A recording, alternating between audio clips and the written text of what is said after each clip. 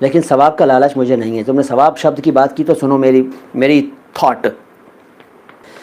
देखो आप लोग भी मेरे विचार जानिए। मैं सवाब और अजाब के डर या लालच में कुछ नहीं करता हूँ।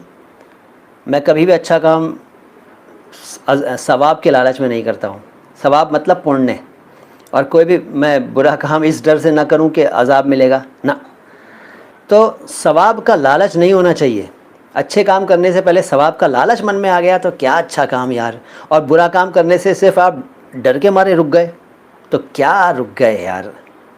अरे अच्छा काम करना ही चाहिए, बाय नेचर हमें अच्छा होना चाहिए और बाय नेचर बुरे काम से दूर रहना चाहिए। यही तो इंसानियत है, यही तो मानवता है, यही तो सभ्यता है।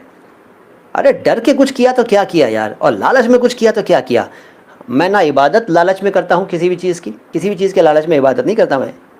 और मैं किसी चीज़ से डर कर भी बुरे काम से दूर नहीं रहता, बल्कि ये मेरा नेचर है कि मैं बुरे काम से दूर रहने की कोशिश करता हूँ। आप भी करते होंगे। तो ये एक छोटा सा हमारी राय थी, हमारे ख्यालात का इजहार था।